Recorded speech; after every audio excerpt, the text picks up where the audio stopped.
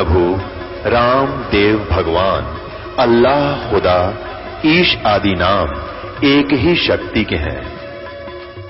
वो कैसा है, कहां है, कैसे मिलता है, किसने देखा है? ये प्रश्नवाचक चिन्ह पूर्ण रूप से हटाने के लिए अवश्य सुनिए जगत गुरु तत्वदर्शी संत रामपाल जी महाराज के अमृत वचन, सर्व पवित्र धर्मों के पवित्र शास्त्रों के आधार पर। कि दानंद के नाम ते आदमी खुश होकर ले लेता। महर्षि दानंद द्वारा अनुवादित है, बड़ा बढ़िया अनुवाद किया होगा। और महर्षि दानंद तो सारा गोबर बना रखा है इस वेदों का। जहां इसने अनुवाद किया कति सर्वनाश कर रखा है उसका, कोई ठीक से अनुवाद किया ही नहीं। बल्कि ये जो अनुवाद इन्होंने किया है ये कुछ हद तक ठीक है। अब यहां देखिएगा, इसी वेद में जो पहले आपको दिखाया है ऋग्वेद 9 से 10 मंडल, प्रकाशक सार्वदेशीय कार्य प्रतिनिधि सभा, महर्षि दान भवन, रामलीला मैदान, नई दिल्ली से। अब इसमें ये देखेंगे कि परमात्मा आता है, अपने भक्तों को मिलता है, श्रेष्ठ आत्माओं को मिलता है। ये देखिए ऋग्वेद मंडल नंबर 9 सूक्त 86 के प्रश्न नंबर मंत्र नंबर 26 और 27 में आपको दिखाते हैं। ऋग्वेद मंडल नंबर 9 सूक्त 86 ये 26 इसका मंत्र है। यज्ञ करने वाले यजमानों के लिए परमात्मा सब रास्तों को सुगम करता हुआ, यज्ञ माने साधना, भक्ति करने वालों के लिए, भक्तों के सुगम करता हुआ रास्तों को, सब रास्तों को सुगम करता हुआ, उनके विघ्नों को मर्दन करता हुआ, उनकी मुसीबतों को खत्म करता हुआ करता है, और उनको पवित्र करता हुआ और अपने रूप को सरल करता हुआ। क्योंकि परमात्मा का वास्तविक रूप तो ऐसा है कि हम देख नहीं सकते चरम दृष्टि से। उसको हल्के तेज पुंज का करके धारण करके वह कांतिमान परमात्मा। अब देखो इन्होंने कबीर, ये कबीर शब्द है, ये देखिएगा, ये कबीर अत्य, ये कबीर शब्द है। हम इसको कबीर बोल देते हैं, कबीर। तो यहाँ इन्होंने जो इसको कबीर को सर्वज्ञ कर दिया, या तो कवि का कवि लिख देते, लेकिन कवि कोई सर्वज्ञ हो सकता है? नहीं, कवि सर्वज्ञ नहीं हो सकता। ये कबीर है, हम इसको कबीर कहने लगे, कबीर देव लिख दो यहाँ पर। अब यहाँ कांतिमान कबीर देव, कबीर देव, कबीर प्रभु विद्युत के समान, यानी बहुत शीघ्रता से क्रीड़ा करता हुआ, यानी एकदम वर्णीय पुरुषों को प्राप्त होता है। वर्णीय पुरुष को, वर्णीय माने श्रेष्ठ, अच्छी आत्माओं को प्राप्त होता है। किस उद्देश्य से आता है?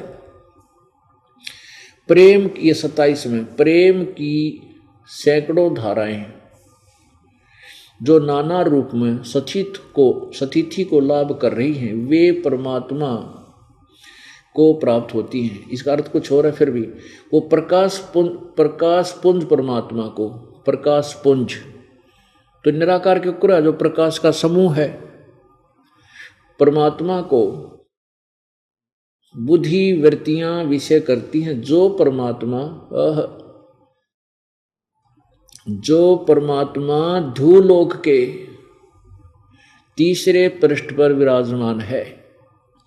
एक देशीय हो गया, ये दानंद जैसे ज्ञानहीन ने अपने सत्यार प्रकाश में लिख रखा है, परमात्मा एक देशीय नहीं है, वो तो सर्वव्यापक है, कण कण में व्यापक है, वो निराकार है। और वेदों में ऐसा लिखा है, वेदों की आड़ लेकर कोरी झूठ बोल रखी सत्यार्थ प्रकाश में। अब ये एक देशीय वेद ही सिद्ध कर रहे हैं कि वो तीसरे धूलोक के, धूलोक माने उस सत्यलोक में तीसरे भाग पर, बताओ, तीसरे पृष्ठ पर, पृष्ठ माने भाग पर, तीसरे भाग में वो विराजमान है, एक देशी है, बैठा है। अब इससे ये सिद्ध हो गया कि वो परमात्मा सतलोक में रहता है। अब पुण्यात्माओं, कबीर परमेश्वर जी की महिमा चारों वेद गा रहे हैं, और यही कबीर परमात्मा कहा करते कि वेद मेरा भेद है और मैं इन वेदन में नाही, इन चारों वेदों में मेरी पाने की विधि नहीं है, और जौन वेद से मैं मिलूं ये वेद जानते नहीं। जिस वेद से मेरी प्राप्ति हो सकती है चारों वेदों में, उसका वे ऑफ वर्शिप नहीं है, पूजा की विधि नहीं है। और परमात्मा की महिमा सारी वेद कबीर जी की विषयगार, जो लीलाएं कबीर जी ने आके की वो ना कृष्ण जी ने की, ना राम ने की, ना 9 अवतारों ने की, केवल वो वेद केवल कबीर जी के बारे में ही महिमा वही बता रहे हैं जो परमेश्वर ने 600 वर्ष पहले आकर लीला की थी। और फिर जिन जिन संतों को मिले उनको अपना गवाह बनाया, अपना एविडेंस दिला दी परमात्मा ने, गवाही दिवा दी उनसे कि कबीर परमात्मा है, ये वही भगवान है जो बनारस में 600 वर्ष पहले जुलाहे की भूमिका करके गया था।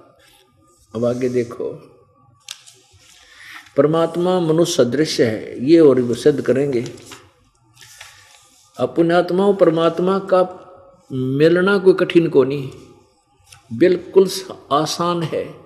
अपना काम करते करते अपना स्वाभाविक कर्म जिस जिसकी ड्यूटी भगवान ने जिसी दे रखी उसको करते हुए, मर्यादा में रहते हुए, बुराइयों से दूर रहते हुए और पूरी श्रद्धा भगवान में रखते हुए, गुरु जी की मर्यादा का पालन करते हुए भजन करते रहो, आपको भगवान मिलेगा, गारंटीड मिलेगा। आपकी जन्म मृत्यु छूट जाएगी, सदा के लिए आप सुखी हो जाओगे। हमें रास्ता ही नहीं मिला था अभी तक, रास्ता काल ने बताने ही नहीं दिया था, झूठ बुलवा रखी सारी नकली संतान भेज भेज के यहाँ पर। अब आपको दिखाते हैं ऋग्वेद मंडल नंबर 9 का सूक्त नंबर 82। इसमें आप देखिएगा, ये वही वेद है। ऋग्वेद मंडल नंबर 9 सूक्त 82, सूक्त 82, मंडल नंबर 9 सूक्त 82 पे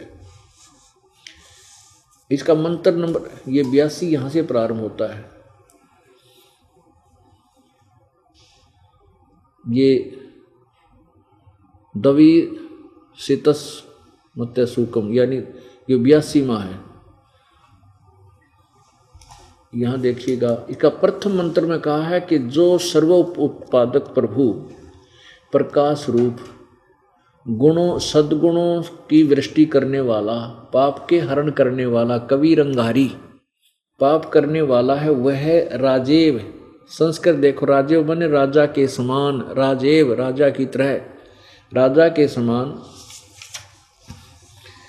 ये देखो ऊपर 269 पृष्ठ, ये 270 पर आगे शेष, राजा के समान दर्शनीय है। दसम, राजा के समान दसम दर्शनीय है, देखण जोगा, तो निराकार कैसे रहा। और वह पृथ्वी आदि लोकांतरों के चारों ओर शब्दमान हो रहा है। वह वर्णीय पुरुषों को, श्रेष्ठ भक्तों को, जो दृढ़ भक्त हैं, वह वर्णीय पुरुषों को, वह भगवान जो दृढ़ भक्त हैं उसको पवित्र करता हुआ प्राप्त होता है। उस सच्चे भगत को मिलता है और उसको पवित्र करता है, तत्व ज्ञान से ओत प्रोत कर देता है, उसके विकार समाप्त कर देता है। जिस प्रकार विद्युत बिजली स्नेह वाले स्थानों को आधार बनाकर प्राप्त होता है, उस प्रकार गुण वाले परमात्मा ने इस ब्रह्मांड को उत्पन्न किया। वो परमात्मा बिजली के समान आता है और इतनी, कहते हैं कबीर जी, परमेश्वर खुद कहते हैं, पहुंचूंगा क्षण एक में, एक क्षण में, इतनी देर में कहते आपके पास आ लूँगा, अगर तेरे पर कोई आपत्ति आओगी आगे खड़ा पाऊंगा। तो वही कह रहे हैं कि बिजली जैसी तेज तीव्र गति से वो परमात्मा अपने भक्तों को आकर मिलता है। और यहाँ भी वो विराजमान होता है। अब आगे देखो दूसरे, यो एक मंत्र सुना, अब दूसरे में देखिएगा। सूक्त ऋग्वेद मंडल नंबर 9 सूक्त नंबर 82 यो एक मंत्र आपने पढ़ा। अब दूसरा देखो, हे परमात्मन, अब ये यहां नाम लिखा भगवान का, हे परमात्मन उपदेश करने की इच्छा से आप, तत्व ज्ञान देने की इच्छा से आप महापुरुषों को प्राप्त होते हो। हे परमात्मा, महापुरुषों को, अच्छी आत्माओं को मिलते हो, आकर के उनको उपदेश देते हो। और आप अत्यंत गतिशील पदार्थ के समान, यानी बिजली जैसी तीव्रता से हमारे आध्यात्मिक यज्ञ को प्राप्त होते हो। यानी जहाँ हम सत भक्ति करते हैं वहाँ आप अवश्य आ जाते हो सेकंड में। आप ये इन्होंने क्या कर दिया, कबीर, ये देखो कबीर वेदस्या, वेदस्या माने उपदेश करने की इच्छा से। यहाँ लिखना था कबीर, हे कबीर परमात्मा, आप उपदेश करने की इच्छा से महापुरुषों को प्राप्त होते हैं। ये कबीर को इन्होंने यहाँ ला ठोका, जबकि इस अक्षर का इसके साथ मिलन है कि यहाँ आकर मिलन कराया इसने। तो इन्होंने जानबूझ कर उलट सुलट करने की चेष्टा की है, फिर भी सच्चाई नहीं छुप पाई। आप सर्वज्ञ हैं, कवि कोई भी सर्वज्ञ नहीं होता। आप कबीर देव हैं, आप कबीर परमेश्वर हैं, शुद्ध स्वरूप हैं। और हमारे पापों को दूर करके, हे अमर परमात्मा, सोम माने अमर परमात्मा होता है, हे सोम आप हमको सुख दे और प्रेम भाव को उत्पन्न करते हुए पवित्रता को उत्पन्न करे। अब देखो तीसरे में, पवित्र यज्ञों में रक्षा से आप प्राप्त होते हो और पृथ्वी आदि लोकांतरों में, पृथ्वी आदि लोकांतरों में गति करते हुए आप सर्वव्यापक नहीं करते, ये आप है, आप स्वयं गतिशील होकर विराजमान होते हैं। अपने आत्माओं विचार करने की बात है, आप कैसे हैं, सबके तर्पक हैं, सबके रक्षक हैं और बड़े बड़े गतिशील पदार्थों के नियंता हैं और पृथ्वी आदि लोकांतरों के केंद्र होकर सब पदार्थों में रक्षा को उत्पन्न करते हैं, पदार्थों में।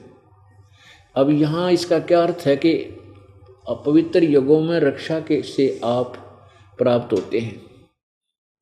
जहाँ भी अच्छे कर्म होते, सब शास्त्रानुकूल साधना होती है, वो परमात्मा स्वयं विद्यमान रहते हैं। कदे कोई उठपटांग ना कर जाए देवता या कोई बिगड़ा आत्मा आके। तो पृथ्वी आदि लोकांतरों में गति करते हुए आप स्वयं गतिशील होकर विराजमान होते हैं। अब परमात्मा कहते हैं, गोता मारूं स्वर्ग में जा बैठूं पाताल, कह कबीर ढूंढता फिरूं अपने हीरे माणिक लाल। आप गति करके, अब जैसे परमात्मा सर्वव्यापक मानते थे ये पहले वाले अनुभवहीन शास्त्र ज्ञान से अपरिचित ऋषि महर्षि गुरु, तो फिर परमात्मा ने गति करने की क्या आवश्यकता होगी, वो चल कर क्यों करावा, जो पहले विद्यमान है सर्वव्यापक है, वो गति क्या करेगा उसकी। तो ईब हमारी आंखें बन गई, हमारा बोतिया बंद हट गया, अब हमें दिखाई देने लग गया, ये तत्व ज्ञान हो गया।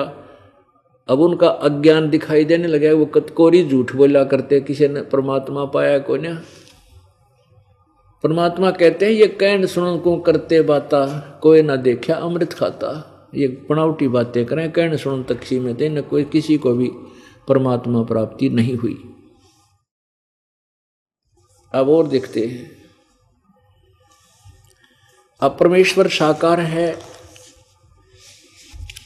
अब आपको यजुर्वेद में प्रमाण करते हैं, बहुत ही बिल्कुल आसान कर दिया वेदों ने के ज्ञान ने के परमात्मा सशरीर है और मनुष्य जैसा है, मनुष्यवत अग्नि। अब देखिए पवित्र यजुर्वेद इसका अनुवादक महर्षि दयानंद सरस्वती है।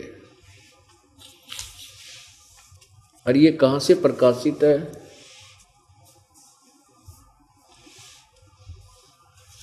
सार्वदेशिक आर्य प्रतिनिधि सभा, सार्वदेशिक आर्य प्रतिनिधि सभा 2/5 महर्षि दयानंद भवन, रामलीला मैदान, नई दिल्ली। इसका अनुवादक ये महर्षि दयानंद है। ये सत्य है। यजुर्वेद आर्य भाषा भाष्य संपूर्ण 40 अध्याय महर्षि दयानंद सरस्वती कृत। मुद्रक है Prince offset printers, 1510 Pataudi house, Daryaganj, नई दिल्ली।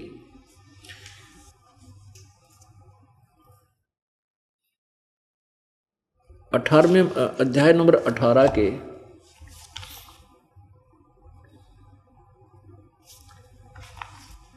और मंत्र नंबर इसमें 56, 58 और 59, 60 में एक प्रमाण दिया है कि वो परमात्मा। अब देखिएगा, ये अध्याय नंबर 18 यानी 18वां अध्याय है। और यहाँ इसका श्लोक नंबर 55 में, हे विद्वान, यहाँ इन्होंने विद्वान लिख दिया। विद्वान यहाँ लिखना था हे परमात्मा। इसने तो अड़ंगा करने ठेका ले रखा था दयानंद जी ने कि सच्चाई तो बतानी है को नहीं, वेद के बताना चाहते हैं। वैसे इसने सत्यार प्रकाश के प्रथम समोल्लास में ये लिखा है कि परमात्मा से विद्वान कोई नहीं हो सकता, इसलिए परमात्मा का नाम विद्वान है। तो यहाँ हम विद्वान शब्द परमेश्वर से लेंगे। देखिए, हे विद्वान, जो आप विश्व से, संसार के मूर्धन माने सिर पर, यानी विश्व के या संसार के सिर भर मन सबसे ऊपर वाले स्थान में त्रिश्रित विराजमान सूर्य के समान अधिकार पाए हुए हैं। और आप अंतरिक्ष के तुल्य व्यापक परमेश्वर में मन, प्राणों में जीवन है, वह प्राणों को देते हो। बता कुछ बात हुआ ये। अब इसका इस सीधा सा अर्थ है कि परमात्मा यानी ऊपर शीर्ष स्थान पर, वहाँ सतलोक में विराजमान है। अब देखो, यजुर्वेद का ये 18वां अध्याय ही है और इसके 58वें श्लोक में क्या लिखा है? हे सत्य, असत्य का ज्ञान चाहते हुए मनुष्यों, तुम लोग जो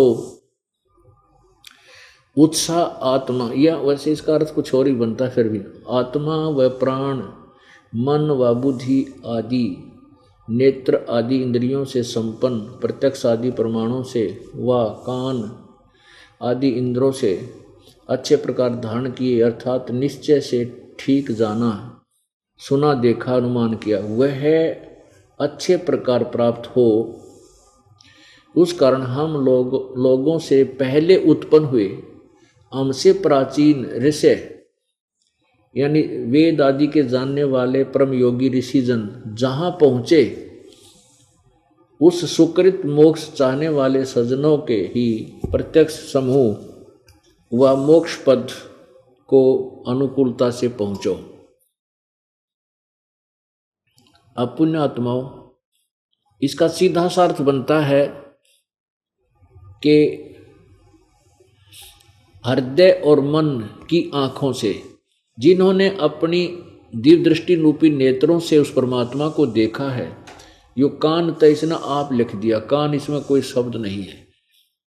उन जिन्होंने उस परमात्मा को देखा है, वहीं पर जो हमसे पहले वाले, हम लोगों से पहले उत्पन्न हुए, हमसे प्राचीन ऋषि यानी वेदादि के जानने वाले परम योगी साधु ऋषिजन जहाँ पहुँचे, उस सुकृत मोक्ष चाहते हुए सज्जनों के प्रत्यक्ष समूह व मोक्ष पद को अनुकूलता से पहुँचे। यानी उस लोक में, लोकम माने उस लोक में, उस लोक को हम भी अनुप्रेत वहाँ पहुँचे, उनके बाद हम वहाँ जाएं जहाँ वो पहले चले गए, जो सत्य भक्ति करते थे।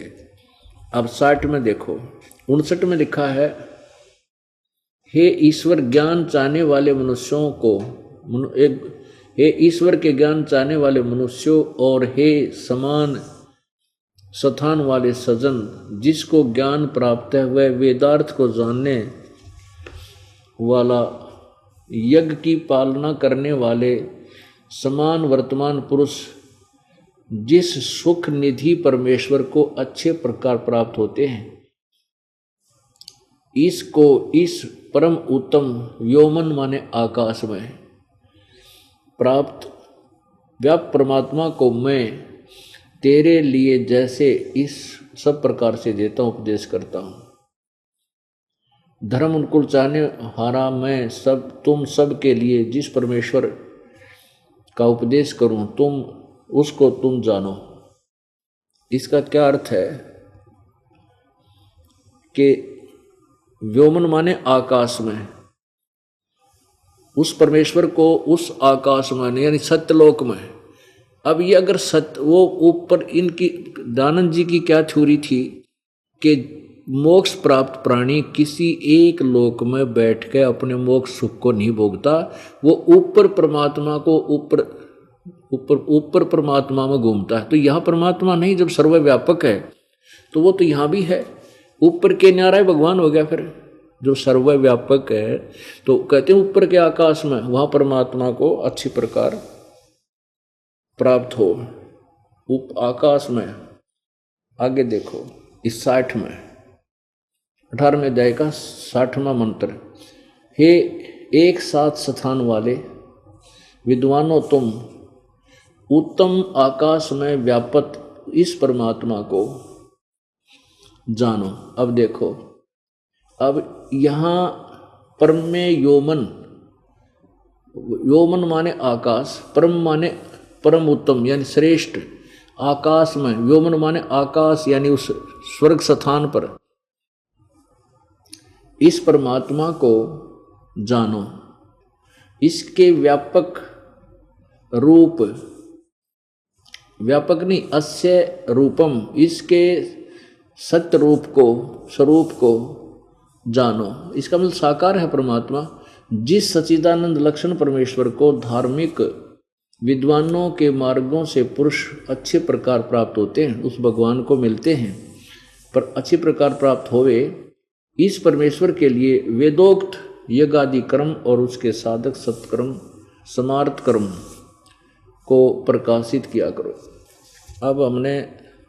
अब ऋग्वेद मंडल नंबर 1 सूक्त नंबर 31 में और मंत्र नंबर 17 में स्पष्ट लिखा है मनुष्यवत अग्नि। ये दानंद महर्षि जी का ही अनुवाद है, लेकिन इस अनुवाद गलत किया है। ये देखिएगा ऋग्वेद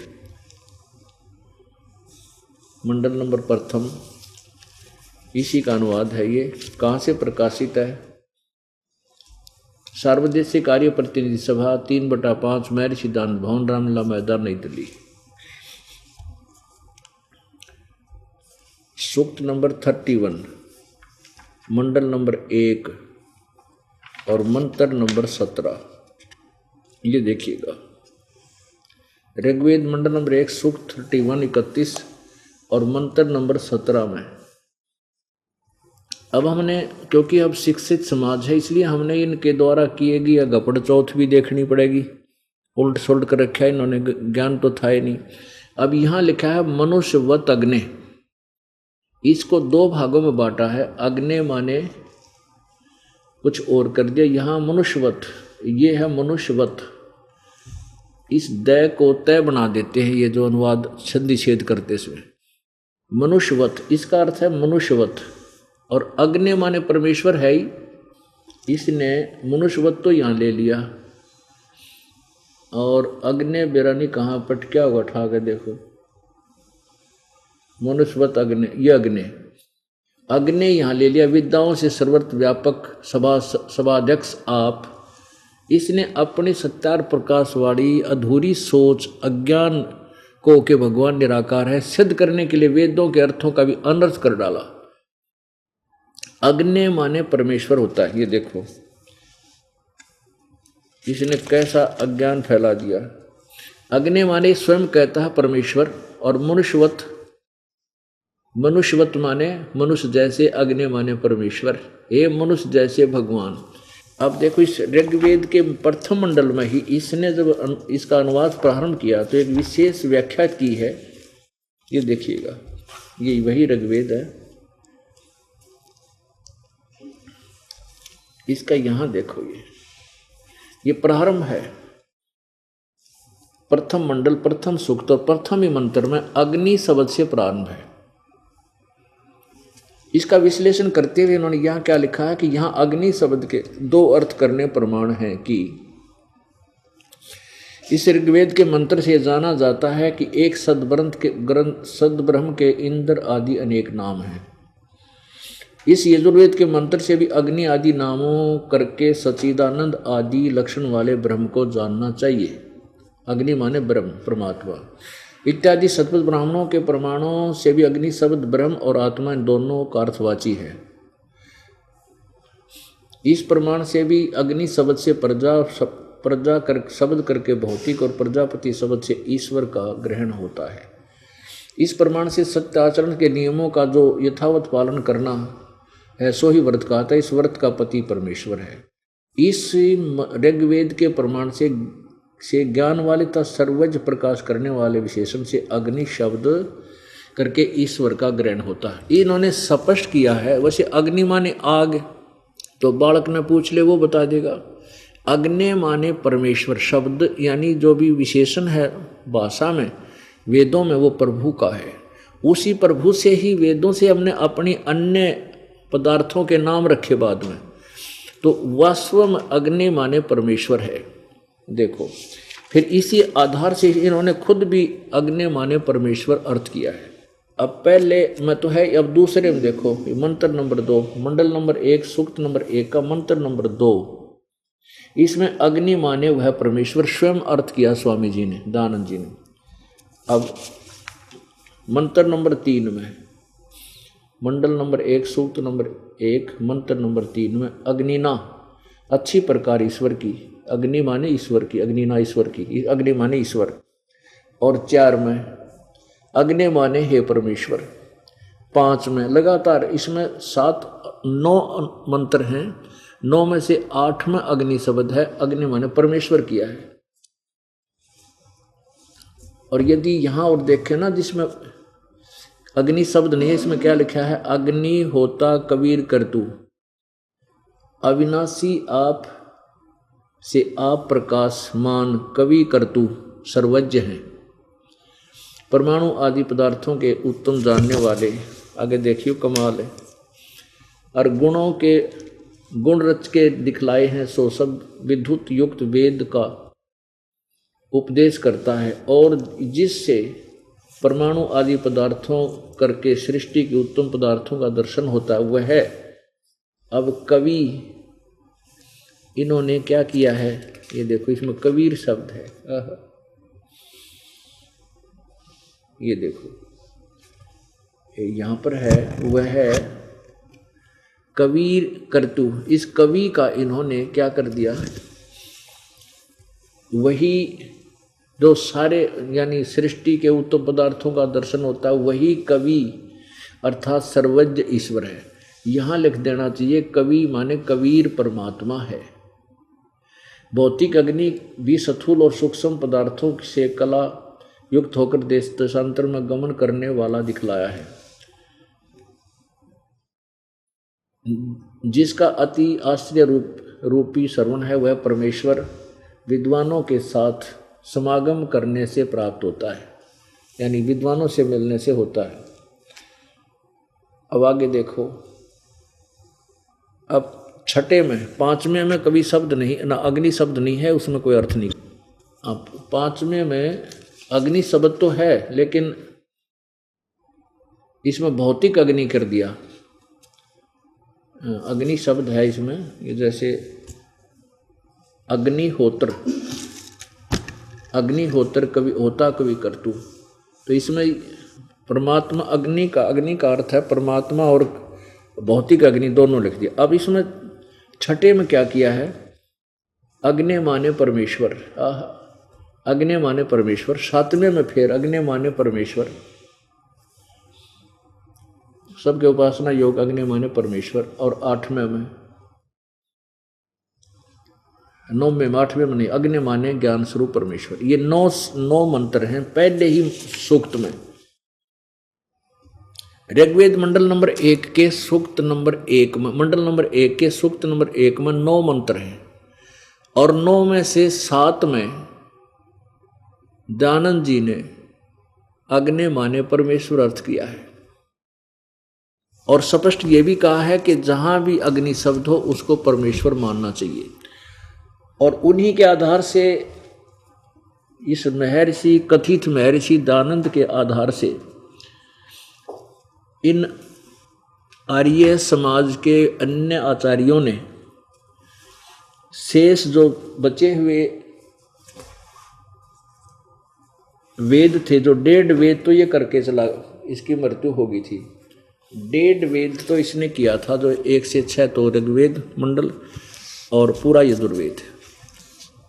उसके बाद शेष वेद जो इन्होंने अनुवादित किया, तो इसको मद्देनजर रखते हुए इसकी दयानंद जी के द्वारा दी गई गाइडलाइनों को आधार बनाकर वेदों का अनुवाद किया। उन्होंने भी अग्नि माने परमेश्वर शब्द किया है। ये देखिएगा, ये यजुर्वेद और सामवेद है,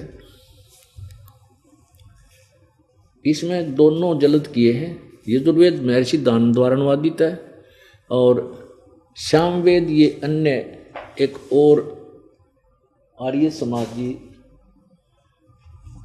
आचार्य ने इसका अनुवाद किया है। ये कहाँ से प्रकाशित है ये देखना पड़ेगा।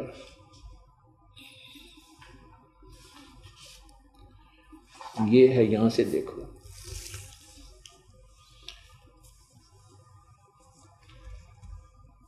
प्रधान कार्यालय दयानंद संस्थान, वेद मंदिर महात्मा वेद भिक्षु सेवाश्रम, मुखमेलपुर दिल्ली। दयानंद संस्थान नई दिल्ली का प्रकाशन। इसके प्रकाशक हैं पंडिता राकेश रानी, अध्यक्ष दयानंद संस्थान, आर्य समाज मार्ग, करोल बाग नई दिल्ली, दूरभाषित नहीं थे। इसमें श्याम वेद का अनुवाद किया है इस महापुरुष ने। और देखिएगा कितना कमाल किया है। श्यामवेद भाषा भाष्यम। अग्नि माने हे ईश्वर, अग्नि माने हे परमेश्वर, अग्नि माने ईश्वर को, अग्नि माने परमेश्वर, अग्नि माने हे ईश्वर, अग्नि माने हे ईश्वर, अग्नि माने हे परमेश्वर, अग्नि माने हे ईश्वर, अग्नि माने हे परमेश्वर, अग्नि माने हे परमेश्वर, अग्नि माने हे परमेश्वर, अग्नि माने हे परमेश्वर। यानी आगे भी जहां भी देखा उड़े अग्नि माने परमेश्वर, अग्नि माने परमेश्वर, ये गिनती नहीं हो। और इस दयानंद जी ने तो ठेका ले रखा था इस समाज को बर्बाद करने का, काल से ठेका लेकर आया था कि सच्ची तो कहनी है को नहीं। संस्कृत ज्यादा जाना था, व्याकरण का ज्ञाता था, बस इसी से प्रभावित होकर ये भोली आत्मा इसके ऊपर आसक्त हो गए। इसके ऐसा विद्वान नहीं। एक भाषा के जान लेने से इंसान विद्वान नहीं बनता। तत्व ज्ञान अलग होता, वो चाहे सिंपल लैंग्वेज में हो चाहे अपनी मातृभाषा में हो, वो ज्ञान ठीक होना चाहिए, तो वही उत्तम होता है। अब यहाँ हम इसको करते हैं अग्निवत परमेश्वर, हे अग्नि ए मनुष्यवत अग्नि। अब हम 31 में के 70वें अब श्लोक को ईब छोड़ जावांगे। ये देखो, अब पुण्यात्माओं ये देखिएगा, अब बहुत आसानी से समझ में आ जाएगा ये सारा। ऋग्वेद मंडल नंबर 1 सूक्त नंबर 31, इसमें लिखा है कि मनुष्यवत अग्नि। इन्होंने इस मनुष्यवत का संधि छेद ऐसा किया, मनुष्यवत, मनुष्य के आने जाने के समान, आने जाने नहीं, मनुष्य के समान। अग्नि माने परमेश्वर, अग्नि माने विद्याओं के सर्वत्र व्यापक सभाध्यक्ष। तरह गजब है। अड़सद सभाध्यक्ष का क्या मतलब था? परमात्मा के विषय में जानकारी आ रही है। हे मनुष्यवत अग्नि। अब इसका अर्थ क्या बनता है? हे मनुष्य जैसे देहधारी परमात्मा। अब देखिएगा इस दास ने इसका अनुवाद किया है। ये वही ऋग्वेद मंडल नंबर 1 का सूक्त नंबर 31 मंत्र नंबर 17 है। ये मनुष्यवत अग्नि, इसके संधि छेद ऐसे है, मनुष्यवत अग्नि अंगीरसवत अंगीरह है, यायातिवत सदने पूर्वत सूचे अच्छ आया वह दैव्यम जन्म आसाद्य बहिर्षि यक्षी च प्रियम। हे मनुष्यवत, मनुष्य के समान देहधारी अग्नि माने परमेश्वर, जैसे कि आप अंगीरसवत मनुष्य के तेजोमय शरीर के समान, मनुष्य वाले शरीर में तेजोमय शरीर अंगीर देहधारी हो, यानी देहधारी बनकर हल्का तेजोमय शरीर धारण करके अपने शरीर को अर्थात अपने रूप को सरल करके प्रत्येक युग में अपने पवित्र सदने माने घर अर्थात ऊपर के सतलोक से आते हो पूर्ववत यानी पहले की तरह, पहले के समान, यातिवत मनुष्य समान अर्थात जैसे मनुष्य प्रयत्न करके कार्य सिद्धि करता है वैसे ही आप मनुष्य के समान कार्य करते हो, जैसे जुलाया बनकर दान का काम कराया।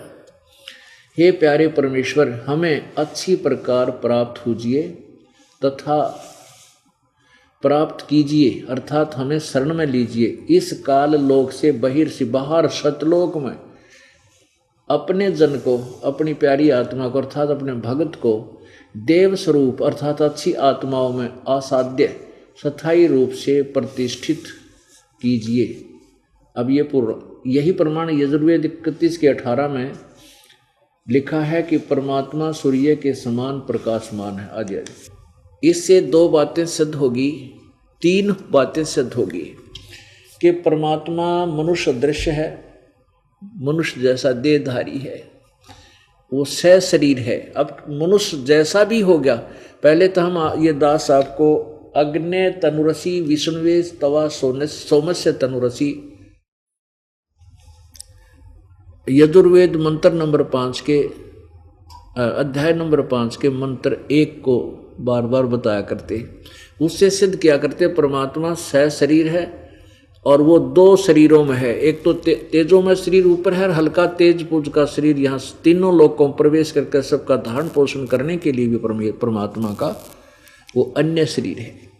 और वो परमात्मा वहाँ से चलकर यहाँ सतलोक से चलकर यहाँ आता। ये वेदों ने सिद्ध कर दिया, उसका नाम कबीर है, उसको ये कवि कहने लगे। अब जैसे ये यजुर्वेद है, अब पुण्यात्मा जैसे ये यजुर्वेद है, अब इस रे को हटाकर हम यहाँ 2 बिंदी लगा देते हैं, 2 पॉइंट, तो भी अगर केवल ये यजु कहीं लिखा हो और 2 बिंदी लगी हो तो अंडरस्टूड होगा यजुर्वेद।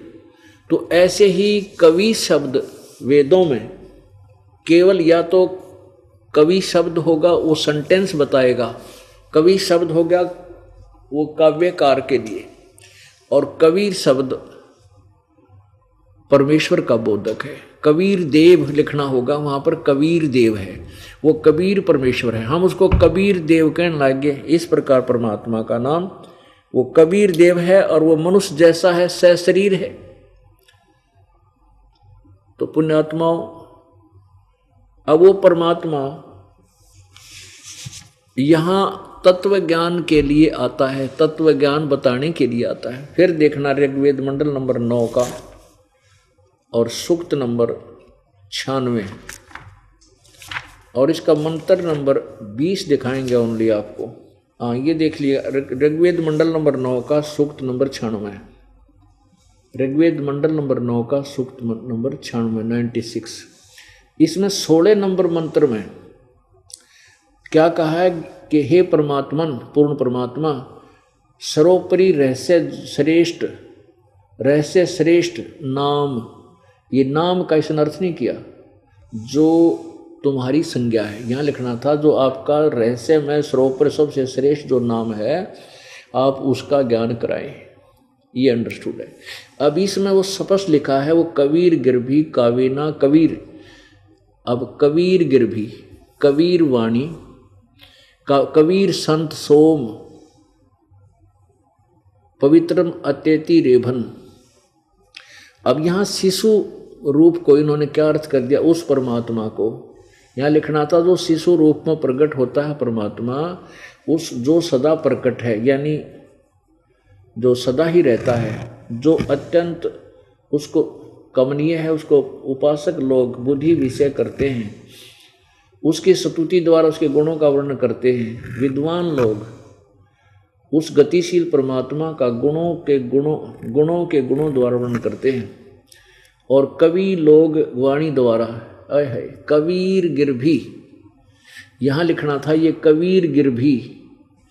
कबीर गिरभी माने वाणी और कबीर माने कबीर, कबीर वाणी लिख देना था। वो कबीर वाणी द्वारा काव्य न कविताओं से यानी लोकोक्तियों के माध्यम से स्तुति करते हैं। वो परमात्मा स्वयं ही आता है और वो सोम, वो अमर पुरुष, वह पवित्र परमात्मा कारणवस्था आदि गरजता हुआ अतिक्रमण करता है, गरजता हुआ।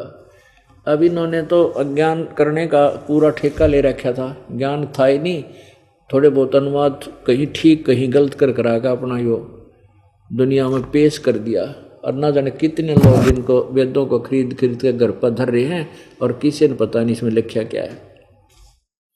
इसका का अर्थ ये है कि वो परमात्मा कबीर है, उसका नाम कबीर है और वो अपनी कबीर वाणी के द्वारा अपने तत्व ज्ञान का प्रचार करता है और उसको गरज गरज कर ऊंची आवाज में सुनाता है, जिस कारण से उसको प्रसिद्ध कवि की उपाधि प्राप्त होती है। आगे देखो 19वें में 18वें में ऋषि मना, यह ऋषि कृत सर्वशास्त्र शरणिथ पदवी कवि नाम तृतीयम धाम महिषी। यहाँ कवि नाम का अर्थ बड़ी ई की मात्रा है, यह कवि नाम माने यहाँ कवि की पदवी प्राप्त करता है। क्या ऋषि मना यह ऋषि कृत सवर्षा सहस्रणिथ पदवी कवि नाम तृतीय धामम महिषी शिष्यम सोम संत, शिष्य संत सोम विराजमानु राजती स्तूप। इसका अर्थ है कि वो परमात्मा जो कबीर परमात्मा है वो ऋषि रूप में प्रकट होता है, जज्ञानम शिशु रूप में प्रकट होता है, बड़ा होकर के संत या ऋषि कहलाता है। और उस ऋषि के द्वारा की हजारों वाणी लिखी बोली जाती हैं, वो उनके ऋषि मना ऋषि स्वभाव साधु स्वभाव के भक्त वृंद के लिए स्वर्ग के समान प्रिय होती हैं। और वो कवि नाम पदवी, वो परमात्मा वाणी को कविताओं के माध्यम से बोलने के कारण एक प्रसिद्ध कवि की उपाधि प्राप्त करता है, पदवी प्राप्त करता है। और वो परमात्मा ऊपर सतलोक की स्थापना करके उसके तीसरे धाम में विराजमान है और तेजों में शरीर युक्त है, उस गुम्मज में रहता है। शतुप माने गुम्मज। अब देखो इन्होंने क्या अनुवाद किया है। 9 का 86 ऋग्वेद मंडल नंबर 9 96 सूक्त 96। अब मंत्र नंबर 18 आपको इन्हीं का अनुवाद दिखाया है। सोम स्वरूप परमात्मा, सोम माने अमर, अमर परमात्मा पालन की इच्छा करता हुआ जो महान परमात्मा तृतीयम धाम, सीधा अर्थ है तृतीयम धाम, देवान या पितृ इन दोनों से पृथक, यहाँ तीसरा जो मुक्ति धाम है उसमें विराजमान है। अब ज्ञान योगी कहीं शब्द नहीं है संस्कृत मूल भाषा में। इसका अर्थ है वो परमात्मा उस तीसरे धाम मुक्ति धाम में विराजमान है। अब 20 में देखो कितनी क्लियर हो गया। इसी के ऋग्वेद मंडल नंबर 9 सूक्त 96 के ये 18 आपने पढ़ा।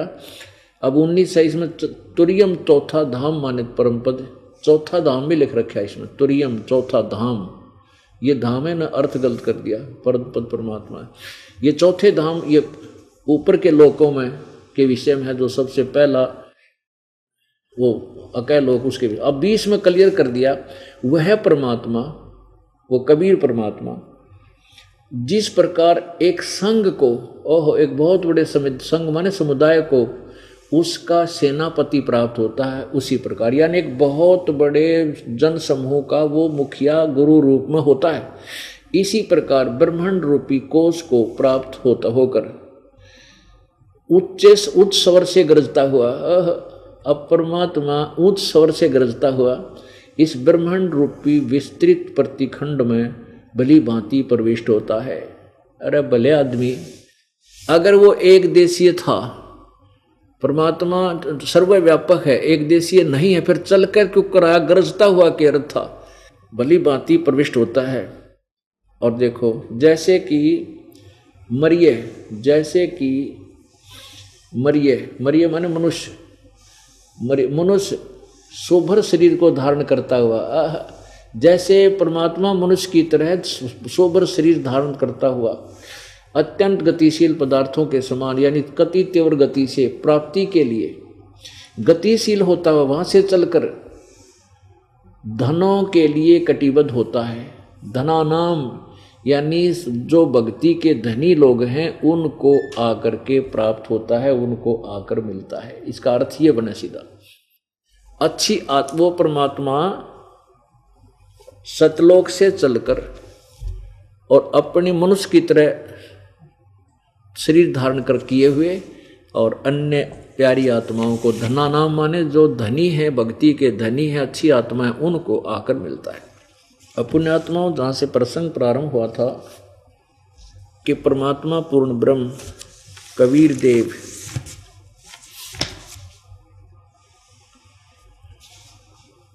अपने तत्व ज्ञान को स्वयं ही आकर बताता है, और वो परमेश्वर उन अज्ञानी ऋषियों, महर्षियों, संतों, गुरुओं या अन्य धर्म के जो उसमें काजी और मुल्ला थे, उनको उनके अज्ञान का पर्दाफाश करता है, जिस कारण से वो सभी परमात्मा के विरोधी बन जाते हैं और ये कहने लग जाते हैं कि कबीर परमात्मा अशिक्षित है, अज्ञानी है, इसकी बातों में मत आना, ये संस्कृत को पढ़ा नहीं है, ये क्या जाने वेदों और सदग्रंथों के बारे में। पुण्यात्माओं, उस परमेश्वर ने अपनी प्यारी आत्माओं से कहा था कि अभी तुम इस भेद को मत बताना किसी को, और मेरे गवाह रूप में तुम प्रमाण करके अपनी अमृतवाणी छोड़ो और चलो वहां सतलोक में। जब समय आएगा बिचली पीढ़ी का, उस समय फिर हम इन्हें सारा न धो देंगे, इन सब अज्ञानी ऋषियों के ये किले सब ढा देंगे और परमात्मा, ये प्यारी आत्मा मुझे पहचान लेंगी और मेरे पास आ जाओगे मेरे बच्चे। इस काल ने इनको धोखे में डाला हुआ है। कैसा जुल्म किया इस काल भगवान ने। या कोई प्राणी किसी को चैन नहीं, आपस में लड़ाई, ऐसा जोग बना दिया, कहीं की लड़की कहीं का लड़का, और ब्याह करना पड़े। उनके संयोग मिले, विचार मिले ना मिले, फिर वो परिवार, वहाँ सास कैसी मिले, फिर ननंद किसी पावे, फिर वो कड़े, पति शराब पीन लग जा, रोज लड़ाई, घर के दुखी, माँ बाप चिंतित, बेटी के लाके बनी, फिर कोई शरीर में बीमारी, कोई व्यवसाय में घाटा हो गया, किसी की टांग कट गई, किसी का कुछ हो गया है, और यहाँ किसी भी प्राणी को चैन नहीं। ये तो मनुष्य जीवन की दुर्गति। और फिर देखो, कोई कुत्ता बना, कोई कुतिया बनी, कोई गधा बना, कोई गधी बनी, कोई जीव सुखी नहीं। और हमारी फिर भी आंख ना खुलती। परमात्मा के कह रहे हैं, चारों युग में हम पुकारे कूकया हम हेल रे, हीरे माणक मोती बरसे यो जग चुगता ढेल रे। हम मोक्ष, पूर्ण मोक्ष रूपी हीरे और मोतियों रूपी ज्ञान की वर्षा करते हैं, लेकिन फिर भी ये इस शास्त्र विरुद्ध साधना रूपी कंकरों को इकट्ठा करते फिरते हैं। उसके लिए भगवान क्या बताते हैं, मैं तो दे दी है बालम बैरेनु, मैं तो दे दी है बालम बैरेनु। अब काल ने अपना एक मन रूपी एजेंट छोड़ दिया कि ये इस आत्मा को उल्टे काम पर लाए रखे, और जय इसने अच्छे कार्य की तरफ प्रेरित करा थी, मानने को नहीं जल्दी सी। अड़ियल घोड़े की तरह चारों पैर गाड़ दे है, उड़े जम जा है, कति आज्ञा सरकता नहीं। अब पहले हम भक्ति करते थे, लेकिन शास्त्र विरुद्ध करते थे और बड़ी चाह तकरा करते कि तो मंदिर दिख जाता बड़ा नतमस्तक होते थे। 4 ईंट किसी ने ला रखी हो, देवी देवताओं के थान बना रखे थे, उस पर भी न्यू करके चला करते थे। और जिस समय ये सुना कि परमात्मा ये नहीं है, परमात्मा तो ये कबीर है, तो ये मन रूपी घोड़ा कति चारों पैर गाड़ दिए ना, कबीर भगवान नहीं हो सकता। ये कब सुन ली? लेकिन परमात्मा के पास सारे तरीके अपनी प्यारी आत्माओं को अपनी शरण में लेने के। इस समय, अब ये समय आ गया, 600 वर्ष पहले परमात्मा ने कहा था धर्मदास तो लाख दुहाई, और भाई ये सार शब्द की तो बाहर ना जाई, ये मूल मंत्र अभी किसी को बताना नहीं, जो सार शब्द है। और फिर सार शब्द बार जो पढ़ी बिचली पीढ़ी हंस नहीं तरही, जब ईब तने किसी को बता दिया ते नकली संत तेरे वाले ज्ञान को और नाम को सारे देने लग जाएंगे, अपने अपने शिष्यों को और नरे टोल बना लेंगे। और जब ये बिचली पीढ़ी का समय आएगा, उस समय हम कोई भिन्नता नहीं कर पाएंगे, और ये प्यारी आत्मा काल के जाल में फंसी रह जाएगी। फिर परमात्मा ने कहा था धर्मदास तो लाख दुहाई, और ये मूल ज्ञान की तबार ना जाए। एक तो सार शब्द है, एक मूल ज्ञान है। मूल ज्ञान कहते हैं इस तत्व ज्ञान को, जो ये दास आपको बता रहा है। धर्मदास तो लाख दुहाई, ये मूल ज्ञान की तबार ना जाए। मूल ज्ञान बार जो पढ़ी, बिचली पीढ़ी हंसनी तरही। कहते हैं 33 अरब ज्ञान हम बाखा, और ये मूल ज्ञान भाई गुप्त ही रखा। मूल ज्ञान जब तक छुपाई, जब लग 12 पंथ ना मिट जाए। अब इस मूल ज्ञान को अभी तक हमने छुपा कर रखना था। अब ये सभी पंथ खत्म हो जाएंगे, क्योंकि इनके ज्ञान की पोल खुल चुकी है। वो क्या सिद्धांत बताते हैं प्रभु का, और वो क्या मंत्र देते हैं, उसके पाने की विधि क्या बताते हैं, वो अपूर्ण रूप से शास्त्र के विरुद्ध उनका ज्ञान और शास्त्र विधि से विरुद्ध उनकी भक्ति विधि है। तो ये सभी पंथ अब कति फेल हो जाएंगे, ये कति नष्ट हो जाएंगे। परमात्मा की कृपा से, कबीर जी की दया से इस दास ने इन सभी नकली मैं ऋषियों की, हिदानंद जैसे की, जो ज्ञानहीन वेद ज्ञानहीन ऋषियों की, और इन गुरुओं की जो बड़े बड़े पंथ बना रखे, राधा स्वामी पंथ, धन धनु शतुरु पंथ, बालेश्वर पंथ, सतपाल पंथ, हंसादेश पंथ, मार्ग बेगन तार रखे, निरंकारी पंथ, इन सब की जड़ दिखा दी। इनकी जड़ दिखा दी कि ये कितने पानी में है, किसे हैं। अब इनके सारे ज्ञान की सीडी बना के इनकी इन्हीं की पुस्तकों को जनता के सामने पेश कर दिया श्रद्धालुओं को। अब कर लो निर्णय, मोक्ष चाहिए तो इस मार्ग को त्यागो जो उन्होंने बता रखा है। अपनात्मा पहले हम जब छोटे बालक थे, वैसे तो सभी बच्चों के साथ ऐसे होता है, तो वो क्या करते थे, किसान परिवार में जन्म होने करके खेतों में ज़्यादा रहते थे। वर्षा के दिनों में जैसे आम के पेड़ होते थे, उनसे फल खाते थे, वो वहाँ गुठलियाँ गिर जाती थी, और वो आम के पौधे इतने प्यारे लगा कर छोटे छोटे और नर जगह जगह उग जाते थे।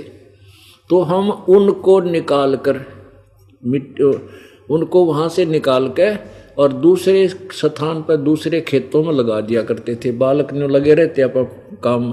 जब किसी पौधे की जड़ें मिट्टी से बाहर निकल जाती तो यूँ क्या करते कि भाई इसकी जड़ तो राम ने देख ली, जब उगे को नहीं सूखेगा।